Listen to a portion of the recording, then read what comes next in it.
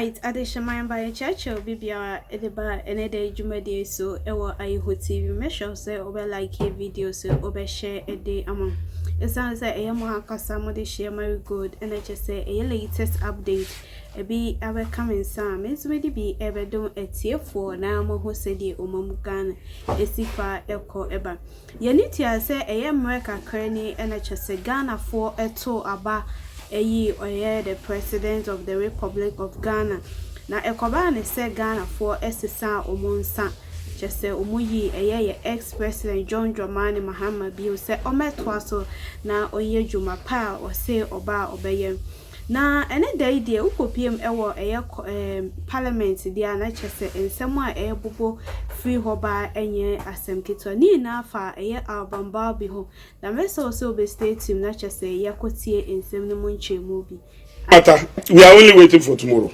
Okay. But the fact of the matter is that what I'm going to talk about Bagbin is part of the recollation. Because he was saying that having the recollating figures. Was he a recollating officer?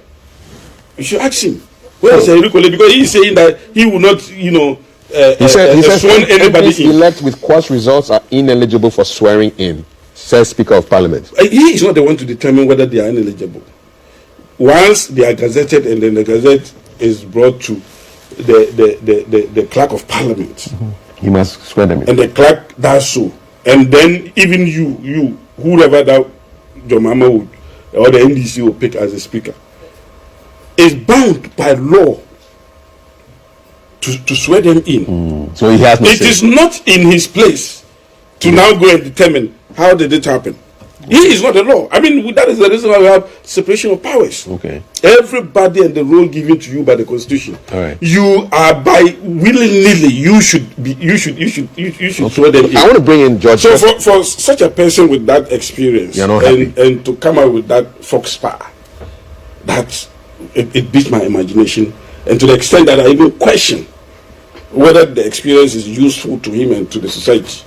I'll bring in George in shortly, but I just want to find out. I mean, who's your pick for speaker? I mean, if you could choose, you personally, who would you like to have Right Honourable Speaker Bagbin come back again for? I mean, you see, me and Bagbin are coming from the same area, but I think that his rancorous nature is not going to help Ghana.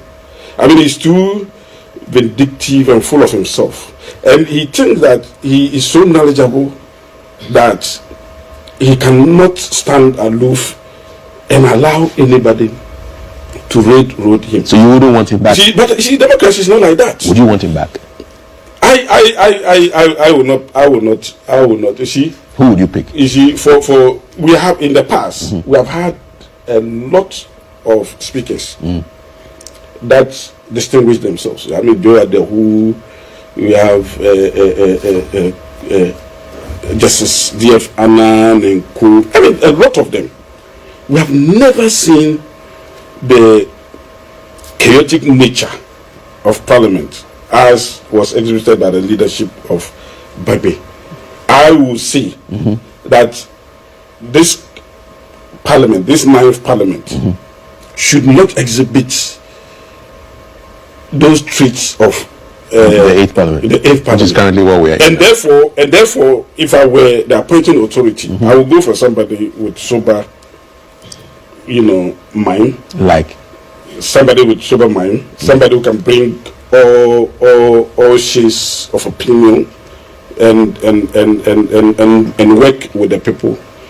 No president wants his term to be rancorous, but it's like Bagbin is doing campaign for re-election, for re-appointment. Who names do you have? Which names do you have? I will go straight away for Joe Adehu. You want to bring him back? Yeah, I think that, because he served only one term. So he should come and do a second term? Yeah, I think so. I think Joe Adehu qualified in every respect. And he's as experienced as Bagbin himself. Okay. And he is not as antagonistic as Bagbin. And therefore, I think everybody within Parliament would work. And final question before I come to George. Some will look back at 6th January 2021 and say, you people, you had the numbers to have elected a speaker. What happened? Is it not you who brought in Right Honourable Bagbin? Now who caused her? Well, we had the numbers, but so what happened? Everybody that thing. Yeah, so what happened? What happened? Like what I'm even talking about. I mean, I'm sure there are people within the folded MPP who also believe that. You couldn't retain Honorable Michael Okwe. You couldn't. Yeah, and you had the numbers. You had 138. Yeah, you see, the fact of the matter is that is democracy. You see, you cannot. People have their own mind and can decipher what is good for them. So let the 9th Parliament also choose who they want. But you asked me that question. Yeah, I know. I mean, it's not like that's my opinion. It doesn't mean that I am loading them. You'd be disappointed if Bagbin came back. Not disappointed. I mean, he's one of the front runners. Yes, but I'm saying that even if he come back, he should check some of the traits, his traits that are not good enough, and especially he's doing the thing too partisan. You think he's too partisan? I mean, letting everybody know where your stand is. I mean, look at what happened before Parliament. When he shut the place down for a while. He shut as if it's a personal property, put the key in his pocket, and went to sleep. And look, when even the Supreme Court ruled, he, called the bluff of the Supreme Court, and it's exactly what he's doing now. Now the Supreme Court is busy educating on matters. They've come out with a verdict. The EC that has the powers. By Article 45, 46, that even say that no individual or body can subject the EC to their control or whatever. The EC come out with names, gazette those names, say that I will not swear them in because I think different, because I'm more knowledgeable than them. You don't need such people in that house. He's making you very emotional. Yeah, very emotional, because he's supposed to be an inspiration for all of us. You see, being strong does not mean that everything should be in your way. Being strong also means that you should be flexible, small. You can accept even when you disagree, because that is the tenets of democracy. Once it follows procedurally, then we should go with it. I mean, if you are even talking about procedural inappropriateness, do you think that you not agreeing is part of the procedure of Parliament? That a speaker says that the process is not. I mean, which part of the Constitution or our laws says that the speaker can, in his own, mind, so motu, decide that whatever the Supreme Court or whatever the Electoral Commission has done, he can undo it. I would love to oversee a conversation between you and Right Honorable Bagbin.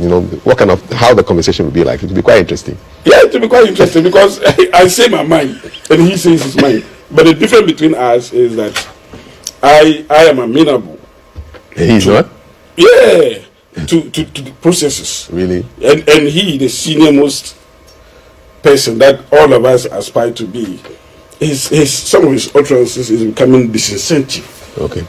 Let me bring in George. George, I mean, you've heard all this stuff, and the speaker did say that MPs elected with coarse results are ineligible for swearing in. Does that disappoint you? Well, let me first of all, let me just say that, you see, my brother Salia, I would rather he spent time to understand the things he talks about, so that when he's putting them out, he puts out the accurate facts.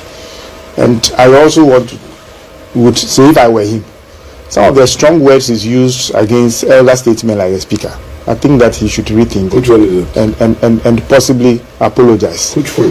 Because you see, when you are presenting Mr. Speaker in a certain way, Mr. Speaker has lived up to his tenets and the circumstances under which he finds himself. You are saying that there have been other speakers, none have been. Which speaker presided over a house? Definitely, eventually even numbers. And in any case, some of the things that were the result of the even numbers wasn't Mr. Speaker's personal machinations or anything that happened. You are talking about Mr. Speaker. Look at the events when he locked the Parliament and put. Did anybody ask Afenyo Makin to do the things that he did? You, the MPP yourself, did anybody ask you to go suspending members in your constituency? Did anybody? All the things you had brought the things onto yourself. Accept it and eat humble pie and stop trying to shift blame. That is what I would say for that.